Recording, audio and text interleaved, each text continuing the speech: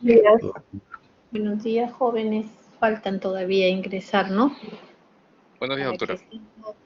Para que estén todos completos. Buenos días. El día de hoy hemos cambiado de tema porque me pareció interesante presentarles primero mieloma y ya mañana haremos anemia megaloblástica, ¿ya?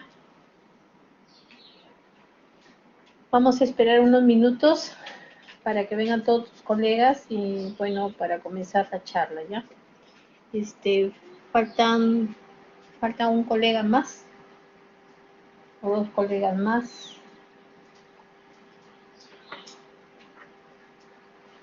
¿Qué tal el examen, jóvenes?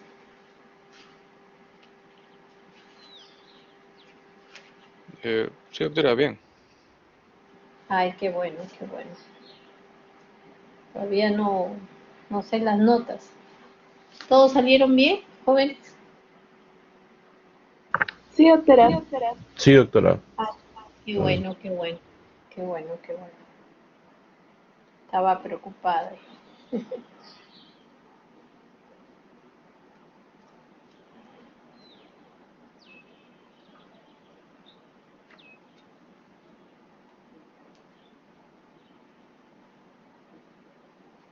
Ya. 2 minutitos más para empezar. Voy a tomar lista, ¿ya?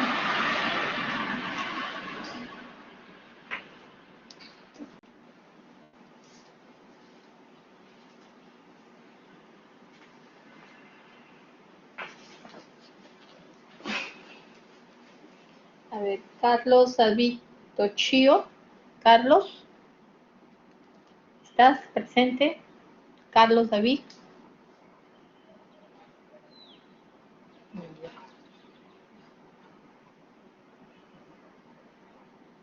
Ahorita viene. Eric sí está presente, ¿no? Carla. Sí, doctora, estoy presente. Carlita. Ya, Carlita. Claro, ahorita te pongo Eric. Pero estaba preguntando por Eric Jesús Monsalve. ¿Carlita se encuentra?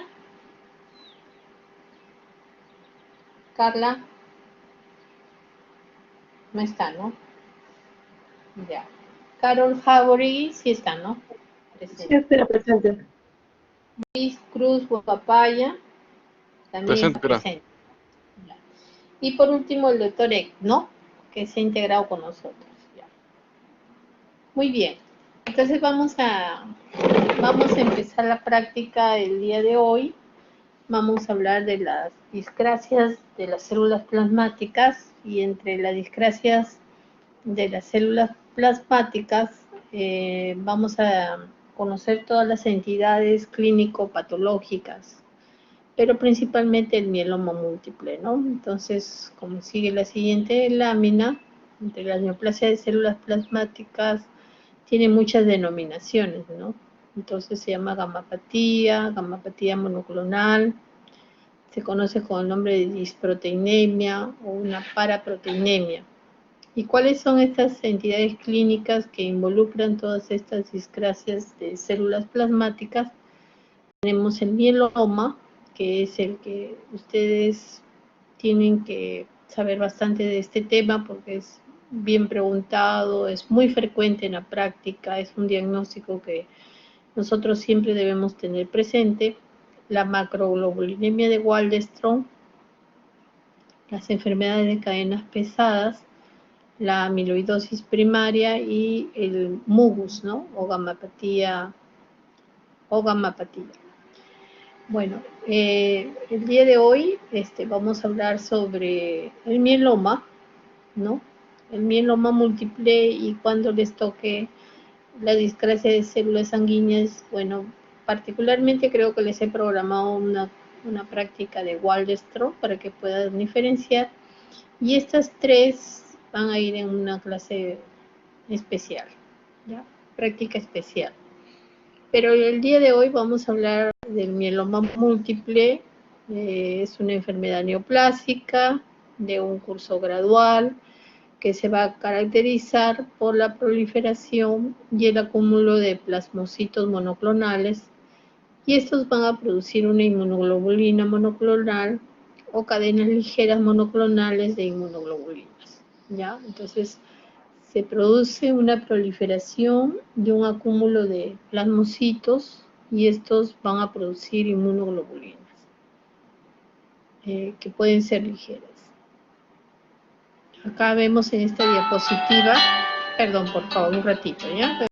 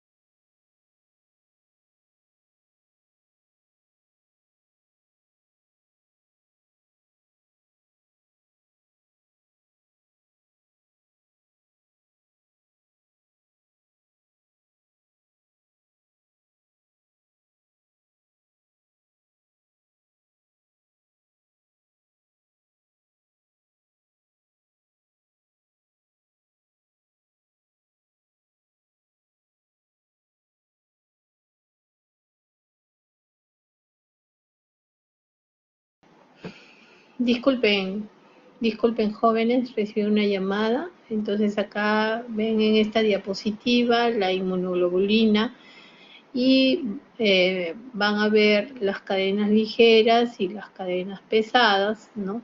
Entonces, en el mieloma múltiple es una discrasia de las células plasmáticas donde se van a producir estas cadenas ligeras y usualmente pueden ser eliminadas por la orina, ¿no? Por eso vemos acá la vejiga, ¿no? Y pasan por todo el torrente sanguíneo, llegando al riñón y siendo eliminadas por la orina, ¿no? Entonces, nosotros vamos a ver de que existen dos mecanismos fisiopatológicos para la presentación de esta enfermedad. Estas son las células plasmáticas. Existe una inhibición de los osteoblastos, que son las células que forman los huesos, y una activación de los osteoclastos, ¿no? Que son las células que van a destruir el hueso, ¿no? Entonces, mediante estos dos mecanismos, RAN y DKK1, ¿no? Estimula la acción osteoclástica de los osteoclastos e inhiben la acción osteoblástica. Entonces va a producir destrucción del hueso. Normalmente es más frecuente en los varones, en la edad media o avanzada, y tiene su mayor incidencia entre la séptima y la octava década de la vida, entre los 70 y 80 años. Va a constituir 1% de todas las enfermedades neoplásicas y 10% de las enfermedades hematológicas, y no se conoce su etiología, ¿ya? Entonces, usualmente vamos a verlo en varones, pero también lo podemos ver en mujeres. En la clínica, los pacientes con mieloma no tienen síntomas, ¿no? En un 20 a un 30%. Pueden presentar una leve palidez que esté en relación a una anemia, y normalmente, como no tienen síntomas, en sangre puede estar elevada la velocidad de sedimentación globular y la presencia de una paraproteína a nivel de la sangre. Es lo que se va a observar. El síntoma más frecuente en el mieloma, y eso es lo que nos referimos cuando nosotros hicimos el capítulo de reumato, era el dolor óseo, ¿no? Es el síntoma más frecuente que presenta el dolor óseo, y algunas veces es confundido con osteoporosis, ¿no? Y este dolor óseo, como hemos visto anteriormente, se debe a la destrucción del hueso, ¿no? A este factor que estimula los osteoclastos y va a destruir el hueso, ¿no? Entonces, la destrucción usualmente de los huesos se va a localizar en ciertos lugares más importantes, como el dolor que refiere a nivel de la columna lumbar, en la pelvis y las costillas, ¿no? Raramente en el cráneo, ¿no? Pero también encontramos lesiones líticas, y en los huesos largos es raramente, ¿no? Entonces, esto va a condicionar a que el paciente presente lo que se llaman las fracturas patológicas, que significa de que un paciente no tiene una caída importante y tiene una fractura de un hueso, ¿no? Y de las más peligrosas, como obviamente ustedes sabrán, son las fracturas vertebrales, porque al fracturarse una vértebra, el paciente ya no va a poder deambular, caminar, ¿no? Y se va a producir una compresión de los cuerpos vertebrales, ¿ya? Algunas veces el paciente manifiesta el dolor y se le hace una densitometría ósea y sale osteoporosis, ¿no? Entonces al menos se confunden. Acuérdense que la osteoporosis, vuelvo a repetir, no produce dolor, ¿no? Entonces el médico cree que con el resultado de la densitometría, que le sale una osteoporosis difusa, que tiene esto, y no es así. Lo que tiene es un mieloma múltiple, porque también ocasionalmente puede presentar ese tipo de imágenes, ¿ya? En casos mucho más avanzados, en los cuales ya hay destrucción de los cuerpos vertebrales, de la columna, pueda producir estas fracturas de los cuerpos vertebrales, va a producir compresión a nivel de la médula, ¿no? Y por lo tanto se va a producir un aplastamiento medular. Entonces, el síntoma más importante es el dolor óseo. Luego tenemos las infecciones, ¿no? Normalmente los pacientes con mieloma múltiple son susceptibles a tener infecciones, ¿no? Sobre todo por gérmenes encapsulados, ¿no? Y esta infección sobre todo se va a dar a nivel del pulmón y al nivel del riñón. Es por eso que en algunos pacientes vamos a ver los que vienen con cuadros de infección urinaria o también se asocian a cuadros de neumonía por neumococo. También tenemos infecciones virales como la gripe, el herpes zóster, ¿no? Las afecciones renales, ¿no? La causa de la cual el paciente con mieloma múltiple pueda fallecer o pueda complicarse, como ya hemos visto, son las fracturas de los cuerpos vertebrales, el paciente no va a caminar, se va a producir compresión medular, van a haber los cuadros infecciosos que van a ser mucho más frecuentes, tanto respiratorios y urinarios, pero también puede haber una afección renal que ya lo hemos visto en el capítulo de nefrología, que cuando hablamos de riñeloma, que es la insuficiencia renal, ¿no? Es la segunda causa de muerte después de las infecciones. O sea, la primera causa de muerte de un paciente con mieloma son las infecciones y la segunda causa son la insuficiencia renal, ¿no? Y usualmente, como ya habíamos visto en el capítulo de nefrología, las cadenas ligeras son eliminadas a través del riñón, ¿no? Y se producen lo que se llama el síndrome paraneoplásico, que es la hipercalcemia, ¿no? Que agrava esta situación. La afección renal le va a dar una categoría al mieloma, le va a dar una clasificación B, ¿no? Cuando la creatinina es mayor de 2 miligramos, le va a dar una categoría B. Y eso le va a dar un pronóstico más severo. Si la creatinina es menos de 2, tiene una clasificación en mieloma de tipo A. Por eso es muy importante que nosotros podamos diagnosticar antes que el paciente llegue a lo que es una insuficiencia renal, ¿no? Entonces, esta nefropatía que se va a dar debido a la excreción de las cadenas ligeras, van a dañar los túbulos, ¿no? Y se va a producir esta nefropatía. Entonces, está acompañado de aumento de ácido úrico, de una amiloidosis subsecuente, de cuadros infecciosos de pielonefritis, de un aumento de la viscosidad sanguínea. Entonces, todos estos son los factores que van a acelerar la falla renal en el mieloma. Acuérdense que es la segunda causa de muerte. Otras manifestaciones neurológicas que vamos a tener, ¿no? Es debido a la destrucción de los cuerpos vertebrales, ¿no? Debido a la compresión de la médula espinal, debido a las fracturas, ¿no? Y directamente cuando hay localizaciones de los tumores en dichas zonas, ¿no? Se va a presentar con mayor frecuencia lo que son las radiculopatías, ¿no? El paciente va a presentar adormecimientos a nivel de los miembros inferiores o puede presentar también incontinencia tanto urinaria como fecal. La polineuropatía periférica, sensorial, sensitivo-motora, simétrica y distal, ¿no? Es muy rara y en el momento del diagnóstico, pero se va a producir y algunas veces va a crear confusión en el clínico con lo que es una poliarteritis nodosa, ¿no? Entonces, siempre debemos de tener en cuenta este tipo de complicación que produce en el transcurso del mieloma múltiple. Esto constituye lo que se llama el síndrome de Points, ¿no? O amiloidosis de cadenas ligeras.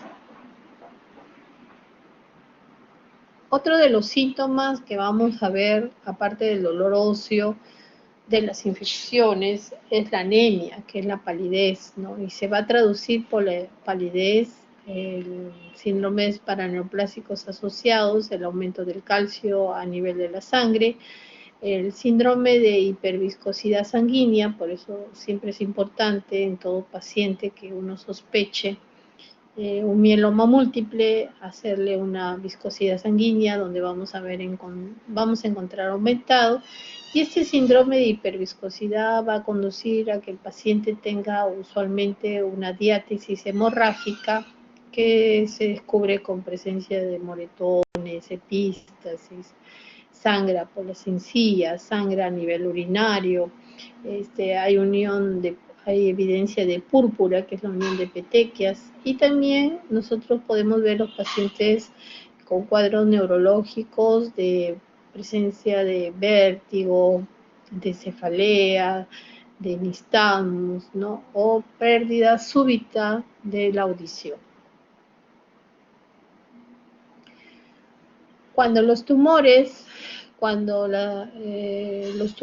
o las discrasias sanguíneas son localizadas, se llaman plasmocitomas. Estos plasmocitomas pueden ser fuera de la médula y usualmente depende de su localización.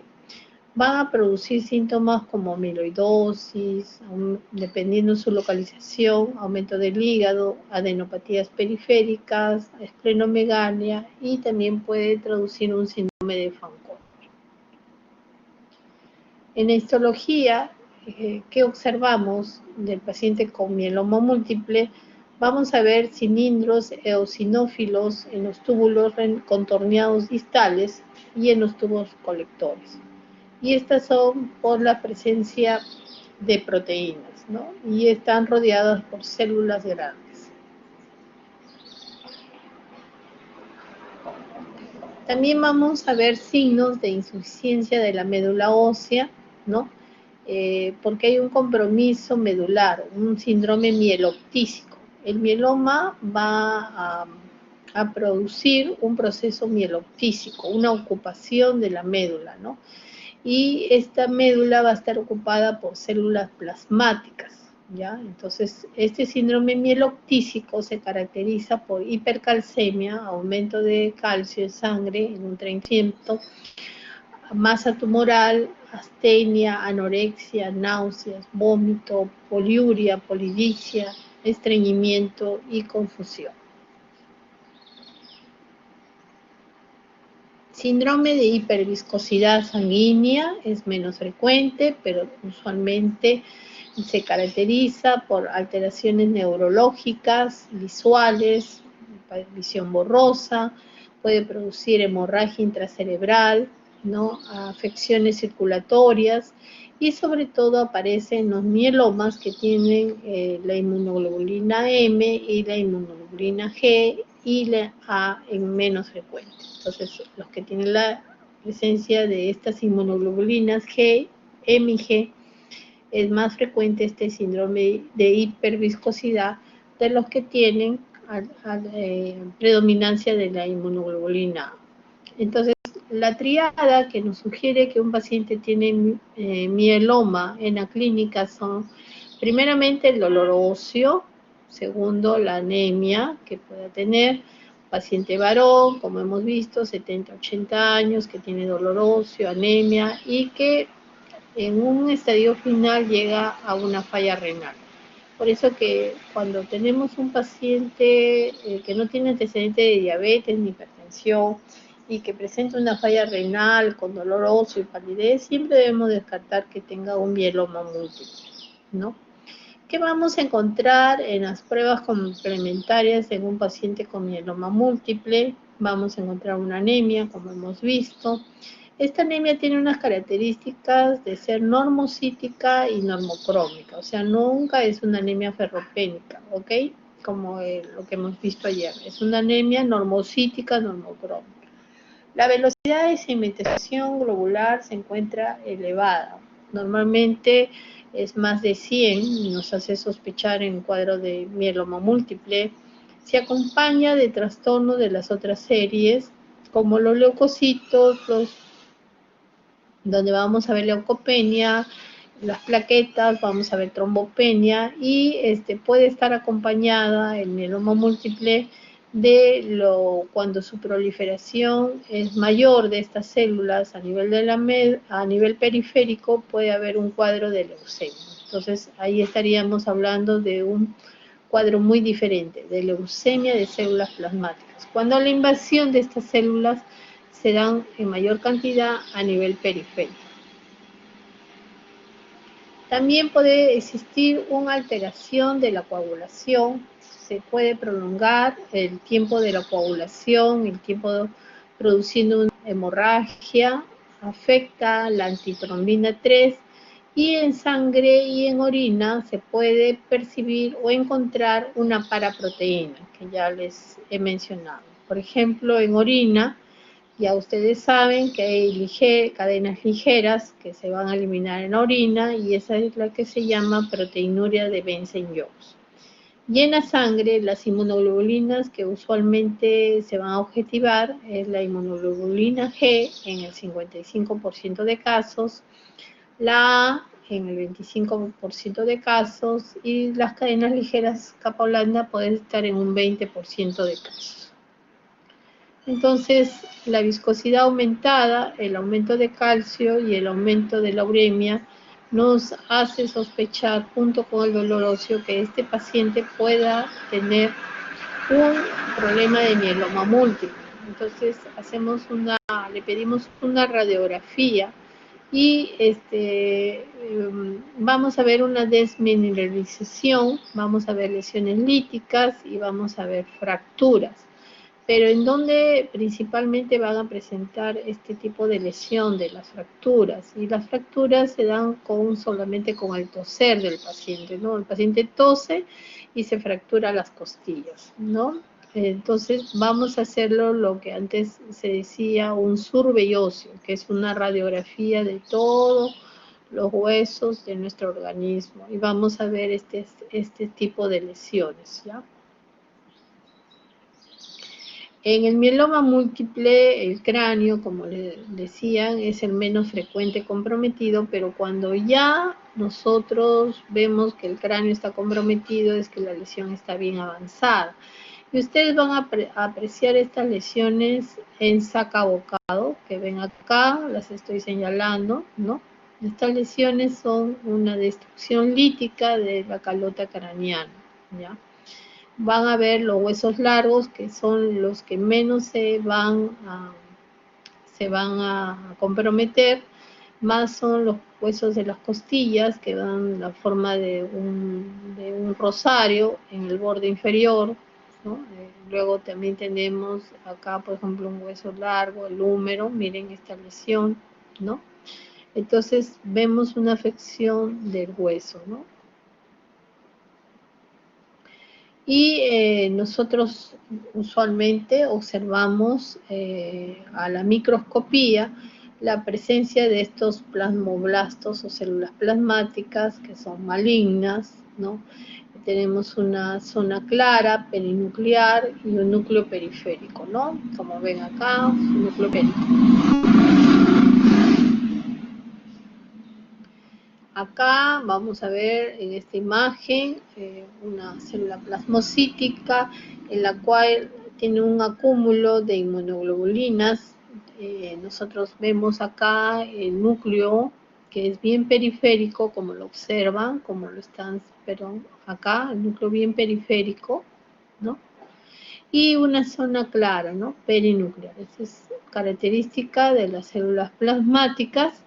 Y la cantidad de células plasmáticas pueden invadir la médula y producir un síndrome de mieloptisis. Significa que invade toda la médula, entonces ya los glóbulos rojos no van a crecer, los leucocitos tampoco, ni las plaquetas. Entonces va a producir sangrado, va a producir infecciones, va a producir anemia. ¿Entendido? Y cuando esta cantidad de células proliferan a nivel periférico y es en una cantidad impresionante, se va a conocer con el término de leucemia, ¿no? Una vez en mi vida he tenido la oportunidad de hacer un caso clínico, de presentar de una leucemia de células plasmáticas, impresionante, ¿no? Entonces, ¿cuáles son los criterios diagnósticos que usualmente ustedes van a tener, entonces ya están sospechando si el paciente es varón, pero también puede haber mieloma en mujeres, ojo, y tengan esto en consideración, ya, pero es más frecuente en el varón, 70 o 70 años para arriba, y su primera manifestación es el dolor óseo, acuérdense, el dolor de huesos, ¿no? Entonces, los criterios diagnósticos del mieloma múltiple son que los plasmocitos que hemos visto anteriormente se encuentren mayor del 10%, ¿no? A nivel de la médula, ¿no? O nosotros tengamos un plasmocitoma, que es un tumor a nivel del hueso, ¿no? Y este debe ser confirmado con biopsia, ¿no? Y este es el criterio mayor y puede estar en relación con otro de los siguientes criterios que se llama relacionados al mieloma, que es el CRAB, que tienen que conocer, ¿no? Esta sigla CRAB, ¿no? ¿Qué significa el CRAB? Tenemos que viene del calcio, entonces el calcio va a estar aumentado, o sea, hay una hipercalcemia, más de 0.25 milimoles por litro, ¿no? Por encima del límite superior normal, ¿no es cierto? Entonces vamos a encontrar aumento del calcio, ¿ya? No se vayan a olvidar. Luego tenemos el otro criterio de CRAB, que es la insuficiencia renal. Como les dije, esto les va a dar un tipo A y un tipo B. Si la creatinina está en más de 2, es un tipo B, y eso es lo que no esperamos encontrar ya, porque el paciente va a necesitar diálisis, obviamente, pues está en insuficiencia renal, ¿no? Entonces, el valor más de 2 miligramos por decilitro o su equivalente, que es mayor de 177 micromoles por litro. Luego tenemos la anemia, ¿no? La anemia, una hemoglobina que cae por el límite inferior, ponemos un parámetro de 10 gramos por decilitro, entonces si tenemos una hemoglobina menos de 10, ya también es un criterio, ¿no? Y las lesiones óseas, ¿no? Nosotros vamos a encontrar lesiones líticas que se pueden realizar con una radiografía o un survey o un PET-scanner, ¿no? De todos los huesos de nuestro organismo. Luego tenemos biomarcadores neoplásicos, o el llamado SLIM, ¿no? En los cuales vemos que los plasmocitos en la médula ósea son más del 60%, la relación de cadenas ligeras libres en el plasma, las llamadas capa blanda, con una concentración monoclonal más de 100 miligramos por litro, o tengamos una lesión focal de más de 5 milímetros en la resonancia magnética. Tenemos otro tipo de mieloma, que es el asintomático o el latente, ¿no? Se caracteriza porque la proteína M, ¿no? En el suero, ya no es la G, está en más de 30 gramos por litro, en orina más de 500, ¿no? Y los plasmocitos a nivel de la médula se pueden encontrar de 10 a 60%, ¿no? Sin que se cumplan los criterios de CRAB ni de SLIM, y sin amiloidosis secundaria, ¿no? Luego tenemos otro tipo, que es el plasmocitoma de presentación, que es el plasmocitoma solitario o tumor único en el hueso, que corresponde a un 2% de la enfermedad extraósea y se caracteriza dependiendo de la localización, ¿no? Es una imagen normal de la médula ósea, nos va a dar en el aspirado y la biopsia, y vamos a encontrar otro foco dependiendo de la localización, que usualmente suele ser en la columna vertebral o en la pelvis. Luego tenemos la leucemia plasmocítica, que es otra forma de presentación del mieloma, en la cual las células plasmáticas se encuentran en sangre en más de 2.000 unidades por microlitro. Más del 20% son de los leucocitos que están circulando en forma periférica son células plasmáticas. Es muy agresivo, mal pronóstico, ¿no? Y fallecen rápidamente los pacientes. Ustedes van a hacerle un examen de sangre periférica y todos son células plasmáticas, ¿ya? Células plasmáticas. Otra forma de presentación tenemos el mieloma osteoclerótico o llamado síndrome de Points. Un minuto, por favor.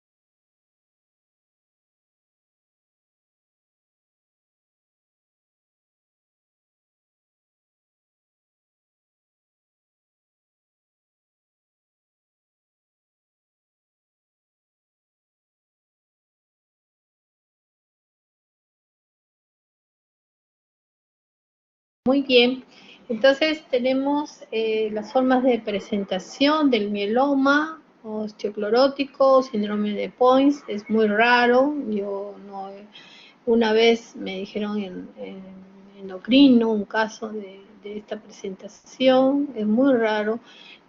Cursa con una polineuropatía el paciente. Es más franca la polineuropatía sensitivo-motora, como les dije, tipo PAN.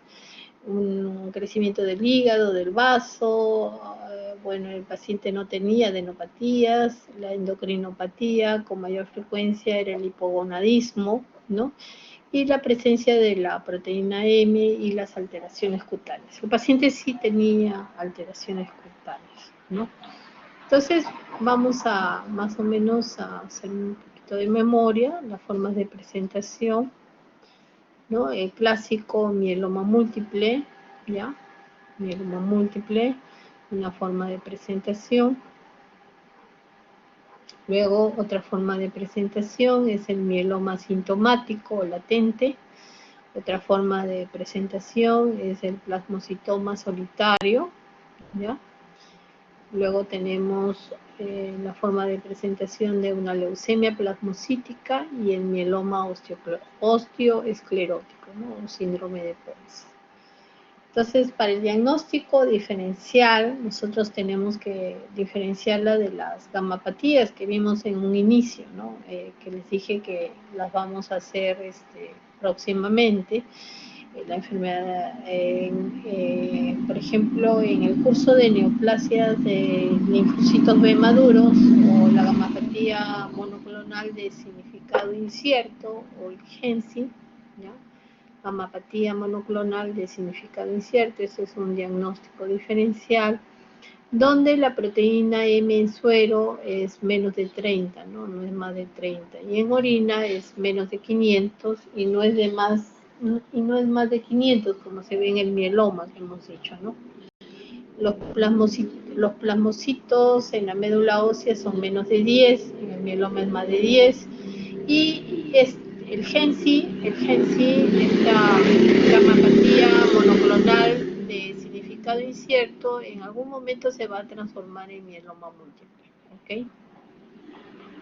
Entonces tenemos esta primera patología. Luego otra que vamos a ver, que es las enfermedades por depósito de inmunoglobulinas monoclonales, ¿no? Las amiloidosis secundarias, enfermedades por depósito de cadenas ligeras y pesadas, con el linfoma plasmocítico y la macroglobulinemia de Waldenström, ¿no? Que es lo que también vamos a hacer. Tenemos la proteína monoclonal, inmunoglobulina M, macroglobulinemia de Waldenström y las enfermedades de cadenas pesadas. Otras enfermedades que también pueden, tenemos que hacer diagnóstico diferencial con el mieloma son las neoplásicas, ¿no? Entre ellas las enfermedades del tejido conectivo, del sistema nervioso central, como por ejemplo la esclerosis múltiple, la miastenia gravis, la enfermedad de Gaucher, las infecciones bacterianas y virales. Luego tenemos también de que pueden haber una plasmocitosis reactiva policlonal, ¿no? O sea, es una reacción en el curso de ciertas enfermedades, como por ejemplo una infección crónica, una cirrosis hepática, una infección viral como por la mononucleosis infecciosa. Después tenemos que diferenciarla de un aumento de gamma-globulina simplemente y de neoplasias, sobre todo aquellas que van a producir metástasis a nivel de los huesos. Entre estas tenemos el cáncer de riñón, el cáncer de mama, el cáncer microcítico de pulmón y el cáncer de próstata. Estas producen mucho daño a nivel de los huesos, nunca se vayan a olvidar, el de riñón se va al hueso. El de mama también les gusta el hueso. En pulmón, como hemos visto, el de células pequeñas se va inmediatamente a hueso y el de próstata, ¿no? Siempre cuando tengamos un compromiso de óseo, nosotros tenemos que sospechar esto, ¿no? Acá en el tratamiento, si nosotros tenemos uno que es latente, ¿no? Solamente lo observamos, ¿no? Tenemos que tener en cuenta la edad, si el paciente tiene menos o más de 70 años, si hay enfermedades concomitantes, ¿no?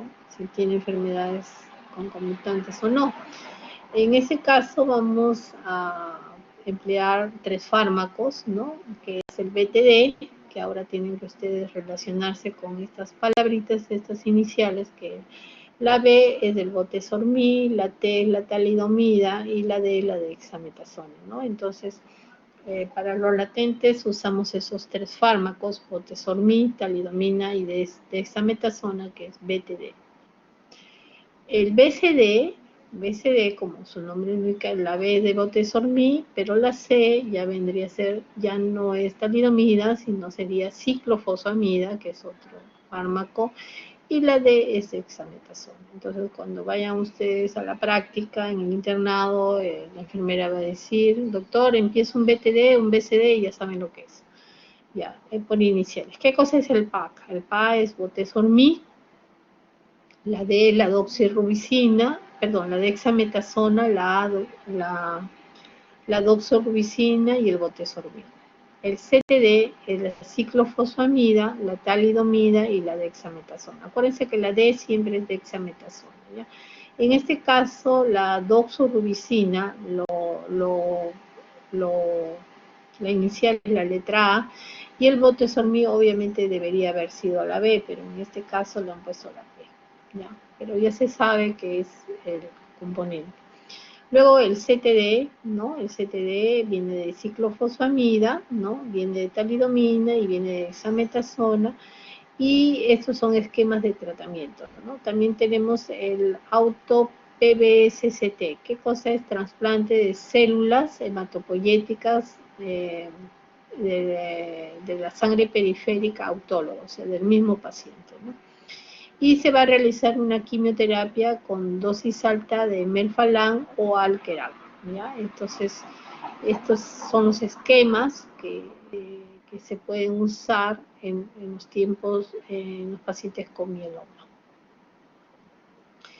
Entonces, los enfermos que no son admitidos para ¿qué? Para PBSCT, ¿se acuerdan? Trasplante de células autólogas a nivel periférico.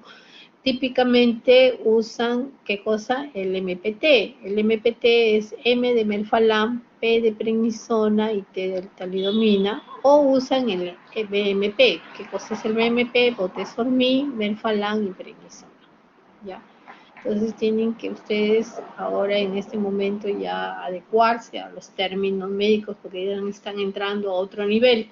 Entonces, para que no se sorprendan cuando pasen la práctica, ¿no?, hospitalaria, y ya se entiendan cuando en las discusiones hablan de que el paciente, por ejemplo, se le ha realizado un auto-PBSCT y usted ahorita está recibiendo un BMP, entonces ya saben a qué se refiere, ¿no? Más raramente les dan un CTD, un BCD o botesormil, dexametasona o esquemas basados en la lenalidomida, que es el fármaco que ahora se está proponiendo, ¿no? Cuando nosotros no obtenemos una buena respuesta a la quimioterapia con estos 3 fármacos, vamos a usar el autotrasplante, ya el PBST, ¿no? Y debemos dar un tratamiento de mantenimiento, y normalmente el tratamiento de mantenimiento de la remisión, todo paciente debe de recibirlo, ¿no? Y se da con bortezomib, con talidomida y con lenalidomida, ¿no? Hay pacientes que aún recibiendo esto son resistentes, ¿no? O presentan una recidiva, ¿no? Entonces se deben dar esquemas con 2 o 3 fármacos como la talidomida, la lenalidomida, el bortezomib, o añadiendo un glucocorticoide o un citostático. Entre estos citostáticos tenemos la doxorubicina, el menfalan y la bendamustine.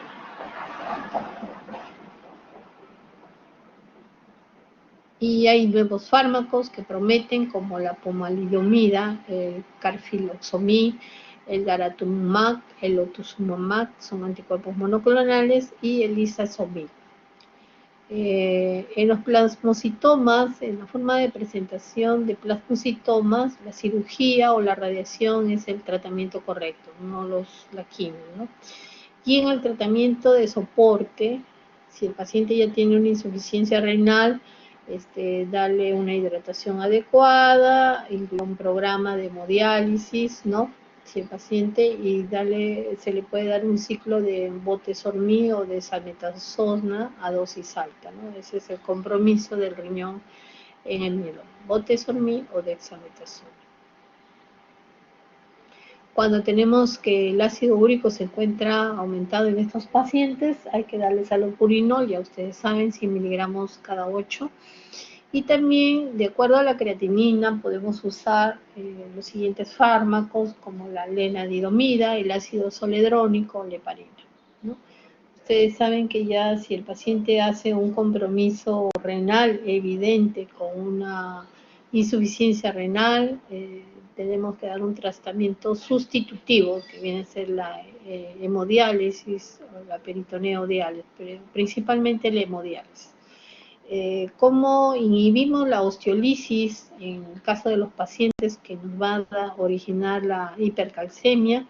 Lo hacemos con el pamidronato y el ácido zoledrónico. Y obviamente tenemos que dar el tratamiento de la hipercalcemia.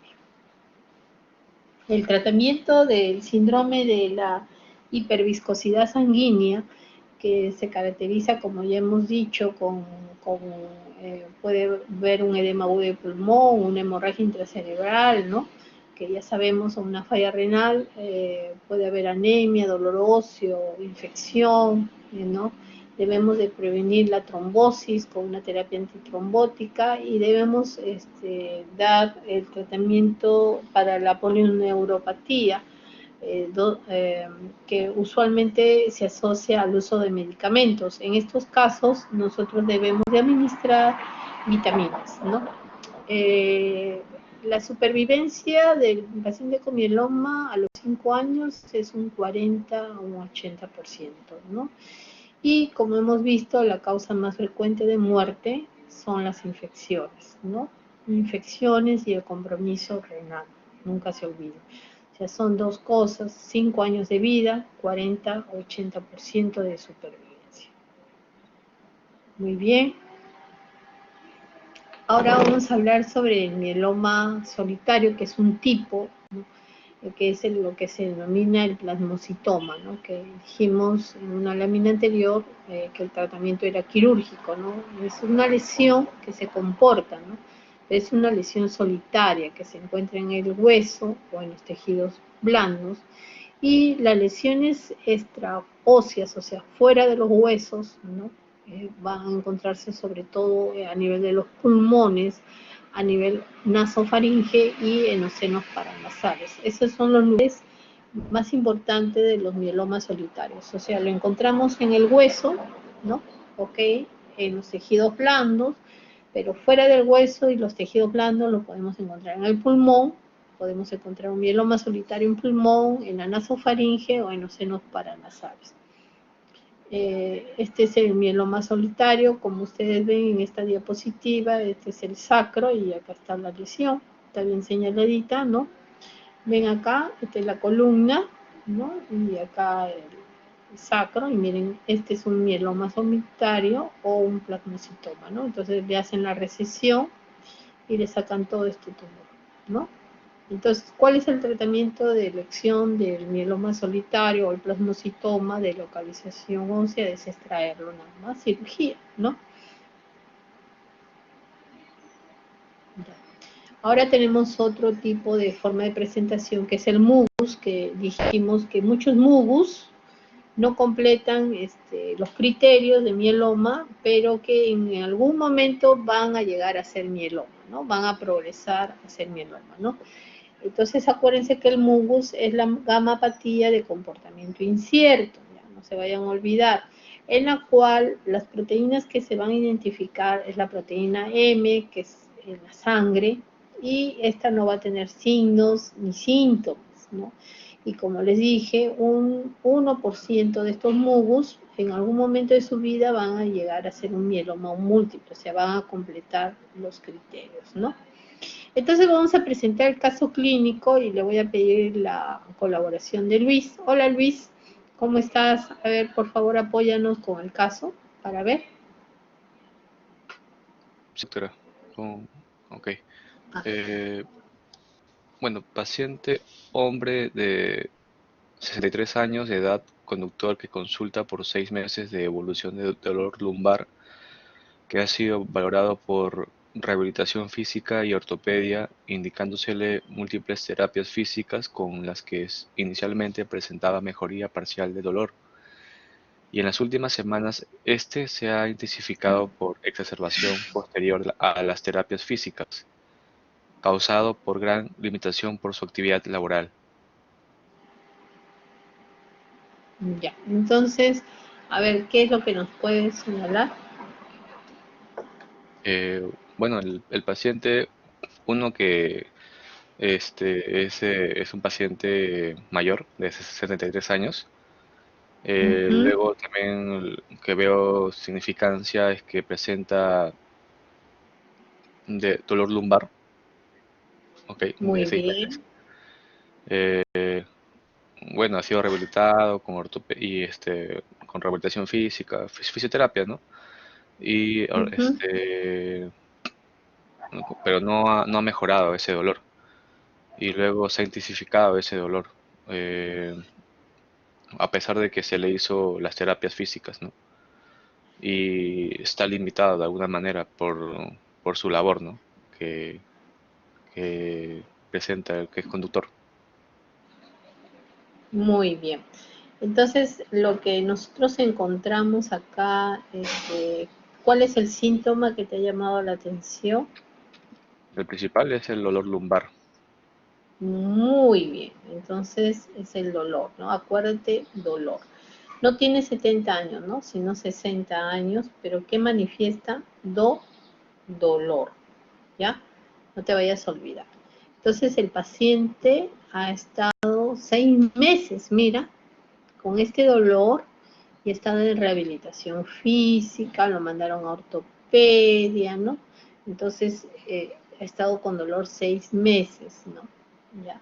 Y le causa este dolor gran limitación para su actividad laboral, ¿ya? Continuamos.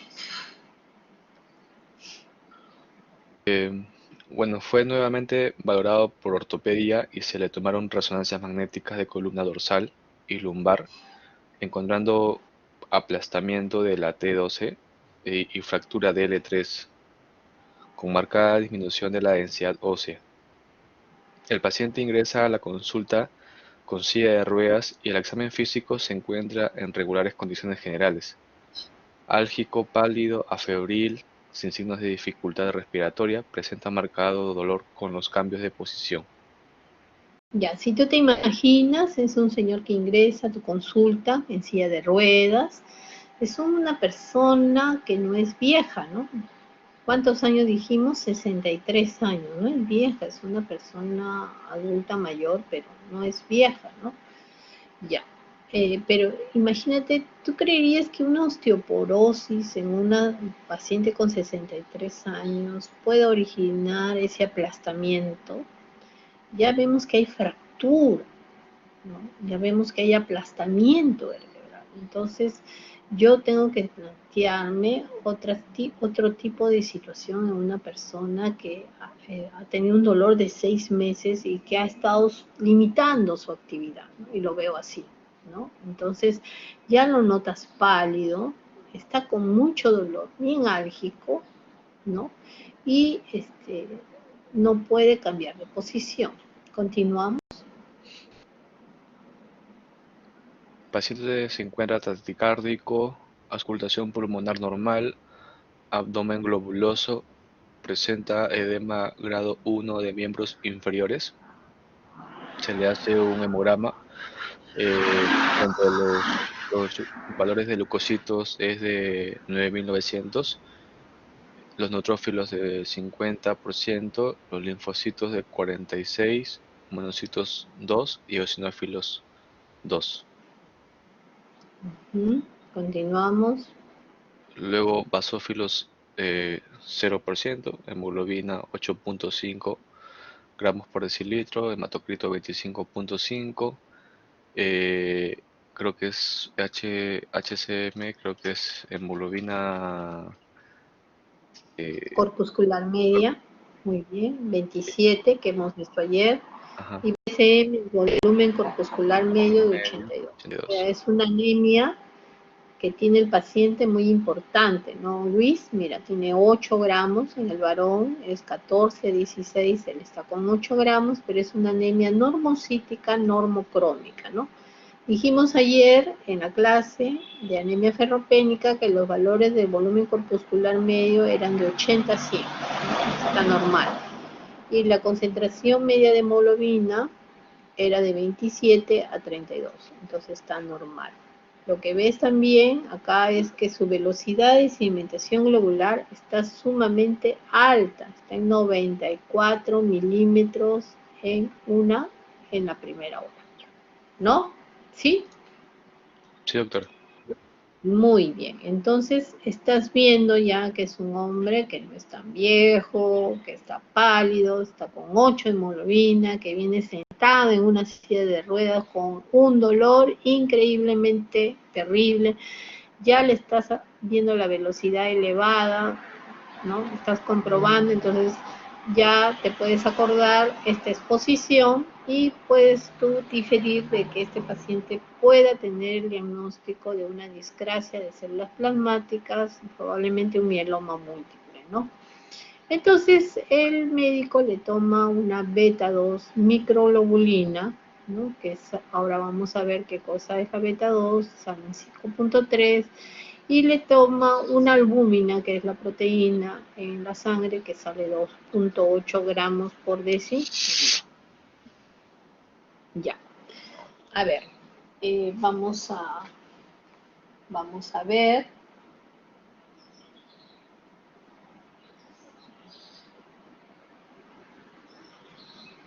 Vamos a ver este caso, la primera pregunta, léelo bien, Luis. Doctora, ¿lo leo en voz alta Sí, o puedes leer en voz alta la pregunta para que ya? todos escuchen, tus compañeros. En los estudios hematológicos básicos se esperaría encontrar una leucocitosis, anemia normocítica normocrómica, velocidad de sedimentación globular muy elevada, reticulocitos disminuidos, fenómeno de Roleux. Ya. Eh, Entonces, sí, continúa.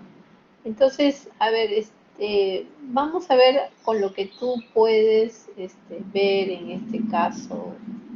Nos preguntan qué es lo que tú esperarías encontrar. ¿Qué te puede decir que explicar un proceso inflamatorio? A ver, ¿qué te puede decir que estamos frente a un proceso inflamatorio? eh, bueno, creo que yo marcaría la C, doctora. Ya. La letra C te dice que estás frente a un proceso inflamatorio. Muy bien, Luis. ¿Qué más? ¿Qué otra cosa más? Bueno, si es que tendría el posible diagnóstico de mieloma, podría haber una anemia normocítica normocrómica, que no sería ferropénica. Muy bien. Entonces eso también te puede estar orientando. ¿Qué otra cosa más? Mm, Ayer estábamos hablando, esta es una anemia normocítica normocrómica. Cuando tú, ¿qué eran los reticulocitos? Mencionábamos ayer. ya, eran los componentes nuevos de Los un glóbulo componentes rojo. jóvenes, ¿no? Los Ajá, glóbulos rojos jóvenes, los que nos defienden, ¿no? Entonces, no hay. Si no hay, ¿qué significa? ¿Está que regenerando o no a está regenerativa, regenerando? a regenerativa. Regenerativa. Muy bien. Entonces, eso también yo podría encontrar, ¿no? ¿Y qué otra cosa más? El fenómeno de Rouleaux. ¿Qué es el fenómeno de Rouleaux? Ah, Biología ya ustedes más o menos han dicho lo que es el fenómeno de Rouleaux. ¿Se acuerdan o no se acuerdan? O digamos llamado que también es un pila de conjunto monedas. de eritrocitos, doctora, Pila, que se muy agrega. bien, claro, en forma de pilas de monedas, ¿no es cierto? Ya. Entonces, ¿cómo está la velocidad de este paciente? La velocidad de sedimentación globular, que lo señalamos. Está en 82, doctora, está muy elevado. Ah, no, no, perdón, Muy, 94, 94, 94. Sí, sí. muy elevado, ¿no? Ah, ¿Y cómo estaban las proteínas plasmáticas del paciente? A ver, vamos a recordar. ¿Cómo estaban? ah, ¿Cómo está la albúmina? ¿disminuida, doctora? La albúmina del paciente, ¿cómo está? ¿Está bien? ¿Está mal? ¿Cómo la ves? Bueno, yo la veo disminuida. Sería, Muy bien, sí. disminuida, ¿no es cierto? Muy bien, disminuida. Entonces, nosotros vamos a ver acá, ya, eh, la pregunta, ¿qué es lo que tú esperarías encontrar en estos estudios hematológicos? O sea, de esos, ¿cuál escogerías? Ya escogiste la C, muy bien. ¿Qué más? ¿La A esperarías encontrar, sí o no? No, doctora, toda la serie Muy se bien. baja leucopenia, Sería leucopenia, ¿no? leucopenia. Entonces Ujú. yo encontraría la letra B, por mi sospecha, encontraría la letra C, encontraría la letra D y encontraría la letra E. Muy bien, Luis. Entonces la respuesta correcta es que la A no la voy a encontrar, ¿no? Voy a encontrar la B, la C, la D y la E, ¿no? Si yo estoy pensando en que es un mieloma, estoy pensando, ¿no? Pero esto es lo que yo esperaría encontrar, una anemia normocítica normocrómica, una velocidad muy elevada, unos reticulocitos disminuidos y un fenómeno de Rouleaux. Muy bien, gracias Luis. Ahora vamos con Carol. Carol, entonces la respuesta es la B, C, D y E, ¿no? Es para explicar el proceso inflamatorio y las alteraciones de las proteínas plasmáticas. A ver, Carol, sobre este mismo paciente. ¿Qué estudios tú le pedirías a este paciente? O sea, tú estás sospechando en que tenga una neoplasia de células plasmáticas, ¿no es cierto? Entonces, de esos estudios que están ahí, ¿cuáles son los que tú pedirías? Por ejemplo, tú pedirías, Carol, una función renal. Ah, ya, se está uniendo Carol, ¿no?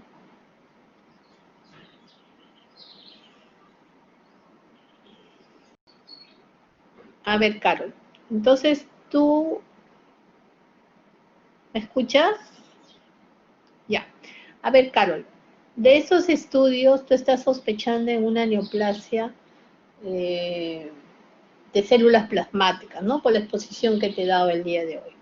Entonces, ¿tú qué estudios le pedirías de esos que están ahí, que te ayudan a certificar que es una neoplasia de células plasmáticas? ¿Le pedirías una función renal, una creatinina, una urea? Sí le pedirías, ¿no es cierto? Porque ya sabes que el mieloma tiene una afectación renal. ¿Le pedirías un calcio? ¿Sí o no? Doctora, disculpe, Sí. se caigo la plataforma. ¿Le pedirías un calcio? Ya, hemos visto un check, le hemos dado un check a la función renal.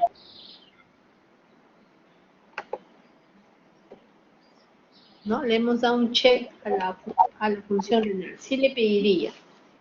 Ahora, ¿le pedirías un calcio? Esto sí le voy a pedir. ¿Le pedirías un calcio, sí o no? ¿Sí o no? No, doctora. Yo pienso que sí, porque ya hemos dicho que el mieloma, estamos hablando del paciente, destruye los huesos y aumenta el calcio en la sangre. ¿Le pedirías una deshidrogenasa láctica? ¿Sí o no y por Sí, qué? doctora. ¿Ah?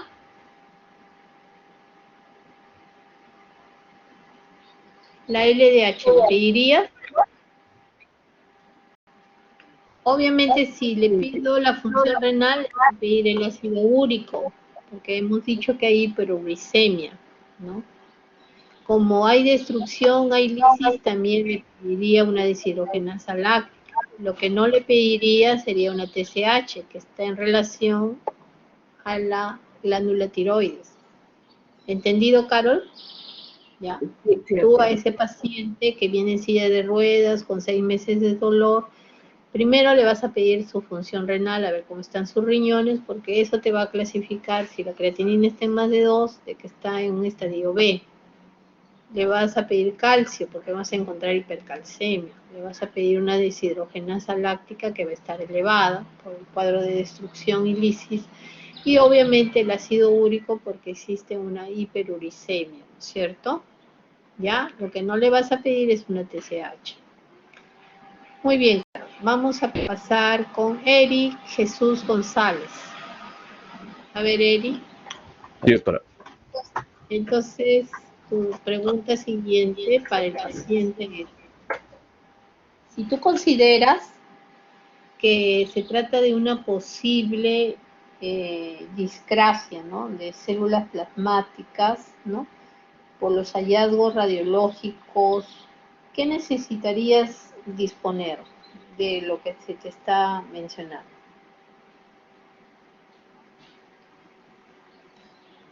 Por ejemplo, ¿te gustaría saber cómo está el estado de las proteínas mediante una electroforesis? Respóndeme sí o no. No, doctora. Claro que sí necesitas, porque ya hemos dicho que normalmente el paciente en la sangre va a tener una elevada cantidad de proteínas, pero estas van a ser eliminadas por la orina. Entonces tú requieres, para hacer el diagnóstico de una discrasia de células sanguíneas, una electroforesis de las proteínas, ¿ya? Tanto en sangre como en orina, ¿ok? ¿Me Ok, entiendes o doctora. no me entiendes? Sí, Ya, sí, doctora. ya. ¿Y qué marcador de proliferación celular tú le pides al paciente? ¿Cuáles son los marcadores de que las células plasmáticas están proliferando, de los que encuentras ahí?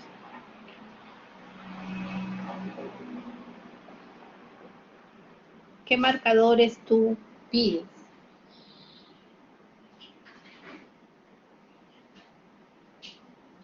Entonces, yo no pediría electroforesis de la hemoglobina, sino electroforesis de proteínas. De proteínas. Pediría inmunofijación de Inmunofijación. proteínas. Y ahora, pediría un estudio medular para ver que estas células plasmáticas están invadiendo la médula. ¿Y qué marcador, déjame bien la pregunta, qué marcador de proliferación celular tú pedirías? Este es el marcador de proliferación celular, la beta-2 microglobulina, acuérdate ya.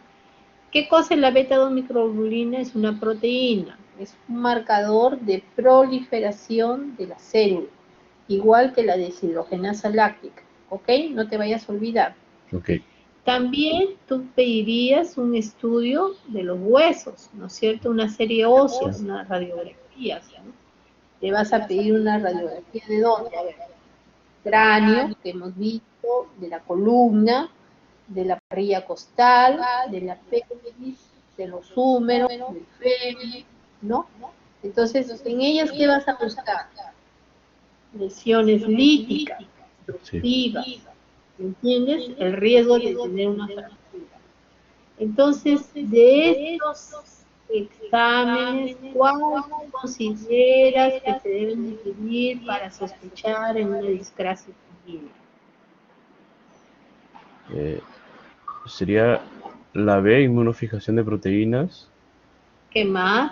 la beta-2 microglobulina, Muy bien. un estudio medular y la serie Estudio ósea. medular, la electroforesis de la hemoglobina, no. No, eso no. ¿Entendido? Muy bien. Entonces la respuesta es la B, la C, la D y la E. Nosotros necesitamos conocer el estado de las proteínas mediante una electroforesis de proteínas en sangre. Entonces, cuando viene ese paciente en silla de ruedas a tu consultorio, tú le pides una electroforesis de proteínas en sangre y en orina y van a identificar cuál es la proliferación clonal que tienes. Y con esos criterios tú vas a poder clasificar. Ah, ya. Este es un mugus, este es un mieloma, este es un plasmocitoma, ¿me entiendes? ¿Ya? Según basándose en esos criterios.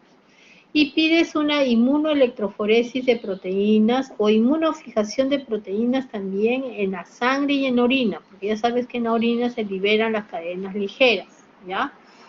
Y nos va a identificar la proteína anormal. Muy bien, Eri, excelente. Vamos con Eri Anton. Erin Anton. Hola, Eri.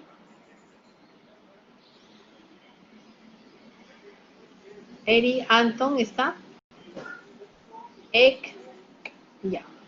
Muy bien. Entonces también vamos a decir que, que la deshidrogenasa láctica y la beta-2 microglobulina son marcadores de proliferación celular. O sea, te marcan la proliferación de estas células, ¿ya? Y tienes que pedirle todas las radiografías que te mencioné, ¿no? De cráneo, de columna, de costilla, de pelvis, de húmero y de fémur. Ya. Muy bien, Eric. Si no puedes, tu audio está mal, chatéame tu respuesta. Entonces yo la voy a leer, la respuesta en relación al caso clínico. Los resultados a favor del diagnóstico de un mieloma múltiple incluyen, tú me vas a decir lo que está a favor, que tenga reticulocitos más de 50.000, que tenga una creatinina de 3.2, que calcio de 12.5, una hemoglobina de 8.5, o una deshidrogenasa láctica en 290, sabiendo que los valores normales son hasta 190. Tú de esos parámetros, ¿cuál crees que están a favor de un mieloma?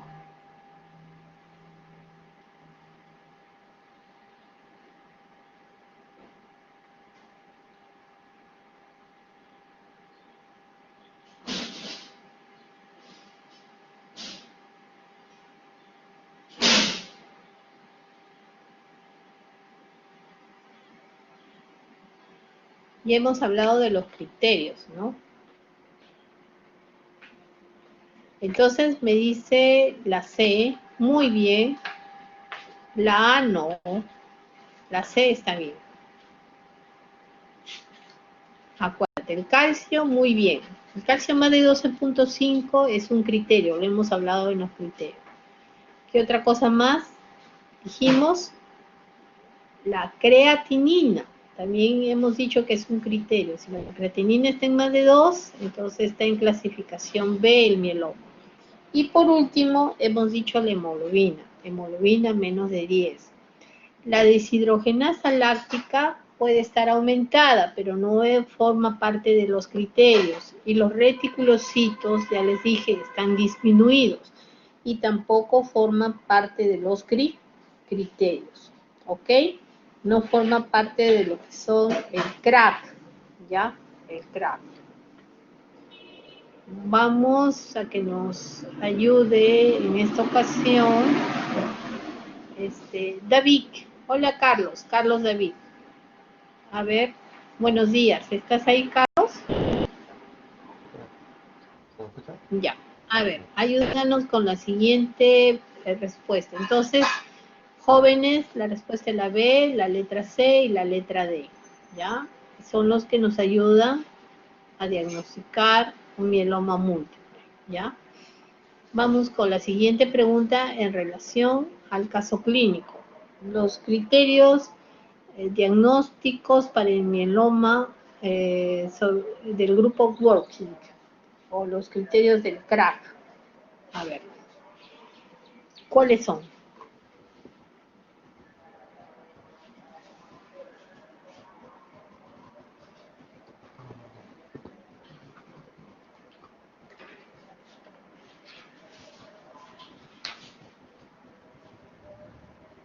Es el mieloma que es sintomático, ¿no?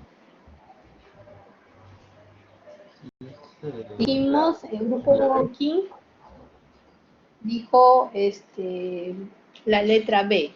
Muy bien, más de 10% de células plasmáticas anormales en la médula ósea o en la biopsia del tejido. Muy bien, la letra B.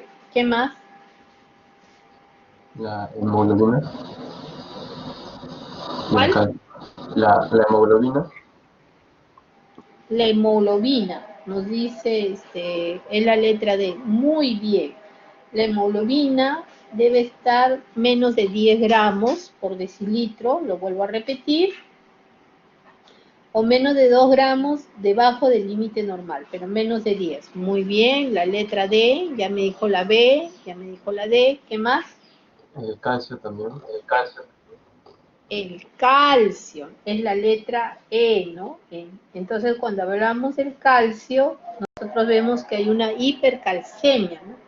Entonces, normalmente el calcio normal es 11 miligramos por decilitro, ¿no? Entonces, los valores normales es 2.75 milimoles o 11 miligramos por decilitro. Si el calcio está mayor es un criterio. Muy bien, entonces en la letra B ha marcado la letra D y la letra E. Uno más. La creatinina. Muy bien, la creatinina, lo mencionamos, ¿no? Entonces eso forma la parte del CRAC, que es más de 2. Excelente, Carlos. Entonces el ácido úrico no está incluido, ¿ya? Entonces las letras son B, C, D y E, ¿no? Acuérdense, es el CRAC, ¿ya?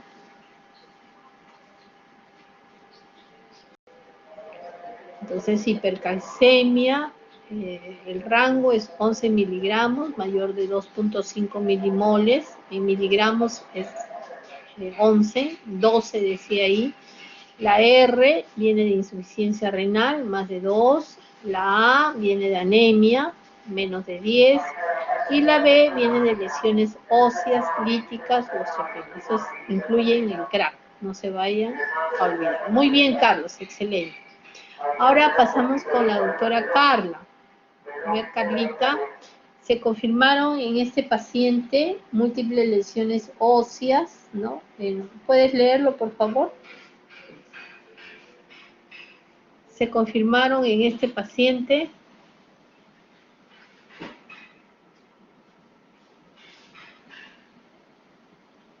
jóvenes.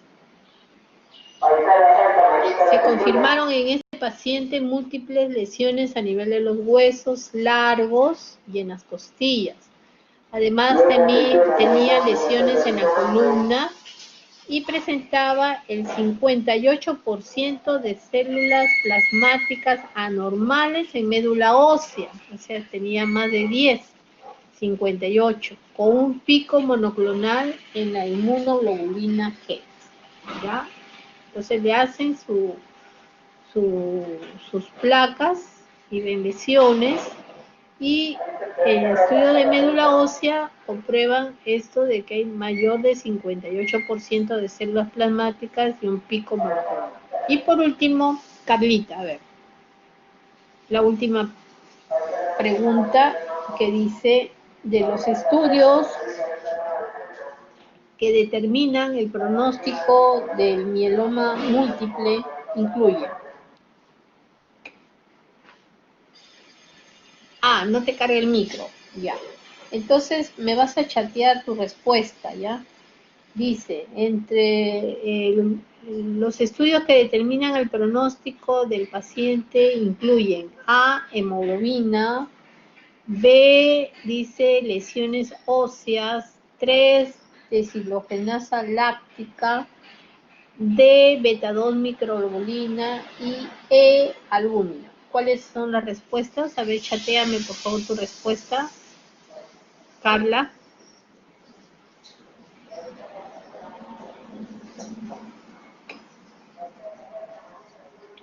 La A, pronóstico, estamos hablando pronóstico. Determinan, ahí hay una falla, disculpen, determinan el pronóstico.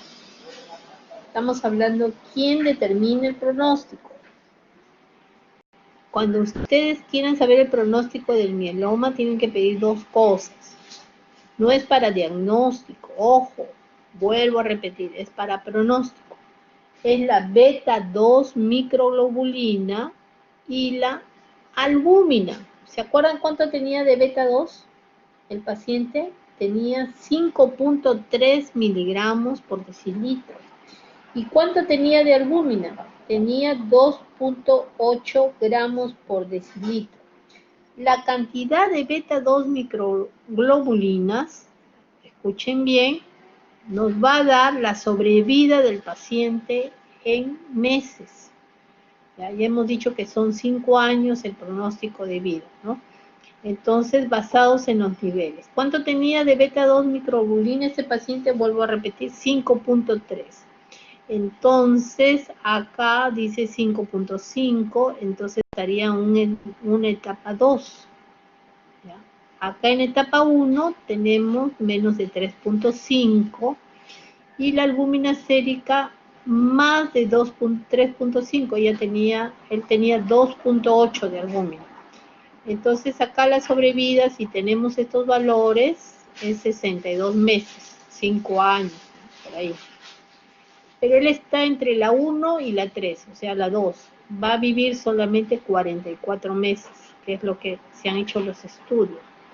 Y como tiene 5.3, la sobrevida va a ser 29 meses, más de 5.5. ¿Entendieron, jóvenes? ¿Sí o no? Carlos, ¿entendiste? ¿Sí? Sí, doctora. Entonces, para ver el pronóstico de un paciente de vida, ¿qué le vas a pedir? La beta-2 microglobulina, ¿no es cierto? Ya. Y Carlos, a ver, ¿cuál es el tratamiento de los medicamentos que se han usado, que se están usando actualmente para el tratamiento del mieloma? Mencióname algunos.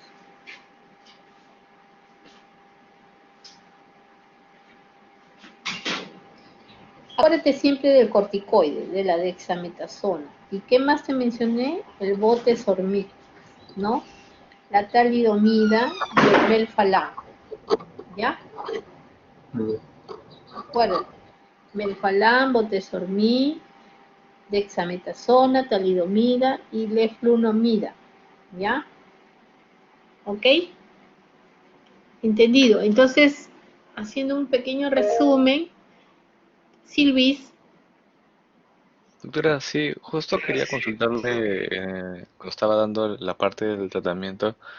Usted dijo que normalmente el mieloma múltiple es más frecuente en varones, pero supongamos que se dé en mujeres, y mujeres, por Sí. ejemplo, de edad 40 años, 40 y tantos, que todavía podría ser madre, supongamos, ¿estaría contraindicada la talidomida? Bueno, la talidomida, ustedes saben los efectos que ha producido, ¿no? En los niños. Se suspendió este medicamento hace muchos años. Este medicamento no es actual, ya es de mucho tiempo.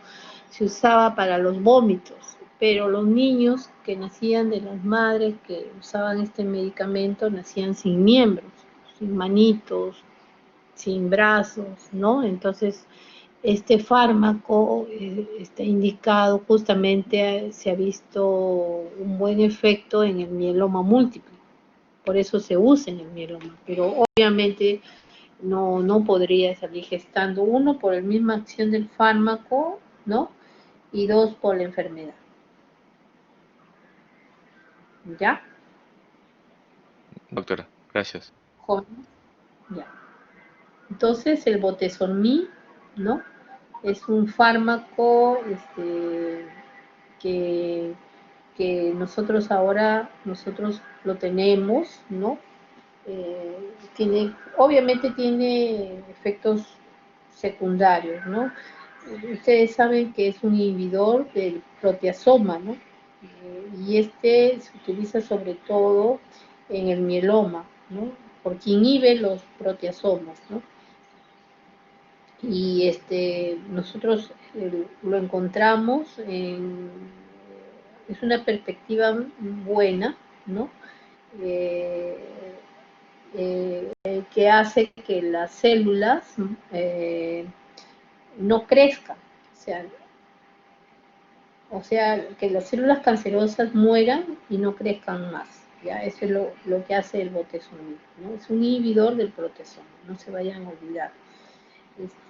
Lo tenemos desde el año 2015-2016, ¿no? En nuestro hospital lo usamos, ¿no? Y bueno, es como todo medicamento tiene sus efectos adversos, ¿no? Secundarios, ¿no? Puede producir efectos gastrointestinales, también altera los glóbulos rojos, puede producir también problemas neurológicos, también en las manos, infección, ¿no? Entonces, todos los medicamentos obviamente tienen sus efectos colaterales, ¿no?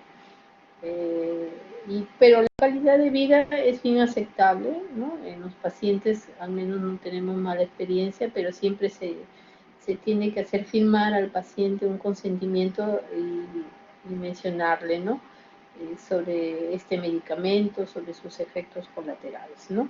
Entonces, acuérdense, es una terapia que está indicada, ¿no? En pacientes con mieloma, ¿ya? Entonces, lo ideal es que ustedes aprendan en mieloma lo que es el CRA, que vean los tipos del mieloma, el MUGUS, la gamapatía de comportamiento incierto, que vean que va alguna vez desarrollar mieloma, que vean el osteoesclerótico, el plasmocitoma, ¿ok? Entonces, varios tipos de forma de presentación, ¿no? Que sepan que la LDH y la beta, perdón, la albúmina y la beta 2 microglobulina sirven para pronóstico, ¿no? Que en pacientes con insuficiencia renal, escúchenme bien, que normalmente se presenta en esta patología, es un poquito dudoso, hay que agarrarlo entre pinzas los valores de beta 2 microglobulina, porque como es una proteína de alto peso molecular y el riñón está insuficiente, no se va a eliminar. Es por eso que en algunos pacientes con insuficiencia renal la beta 2 puede estar elevada y no tener mieloma, ojo, ¿ya? Sino que no se va a poder eliminar. Por eso la beta 2 sirve como para ver el pronóstico. Es un paciente que ya tiene el diagnóstico de mieloma y tú quieres saber el pronóstico del paciente, ¿ok? ¿Ya? Y bueno, esa ha sido la exposición del día de hoy. Espero les he presentado este caso. Y esta es otra forma de preguntar si alguien quiere hacer su residencia en España, ¿no? Ya no se va, como han visto, una pregunta tiene varias alternativas, que que da para pensar mucho en cada patología. Espero que hayan comprendido el día de hoy, ¿no? Y bueno, nos estaríamos, si no hay otra pregunta, viéndonos el día de mañana. Sí, Luis, perdón, un ratito, un minutito, por favor.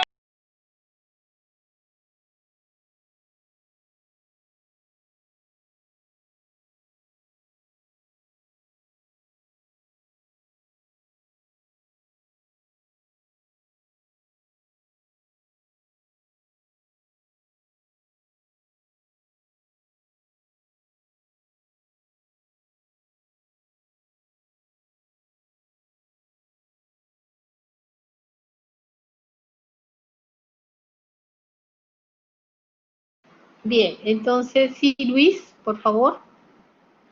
Sí, doctora, tenía dos preguntas. La primera, ¿qué tal es el, o sea, qué tan frecuente es el mieloma múltiple acá en Perú, doctora?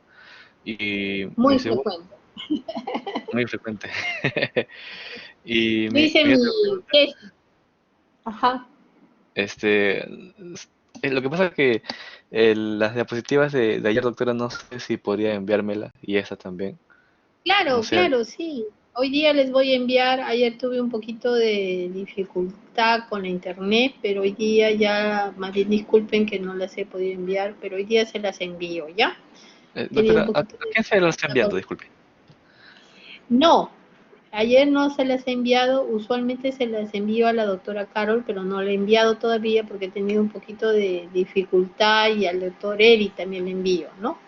Como ahora hay varios alumnos que antes están integrados en nuevos grupos, bueno, siempre les enviaba el día, siempre a ellos. ¿Les parece? Continuamos con la doctora Carol y el doctor Eri. A los dos les voy a enviar, ¿ya? Sí, ¿Sí? doctora, perfecto. Más bien Carlos, por favor, ¿me puedes chatear ahí tu correo, Carlos, por favor? ¿Sí?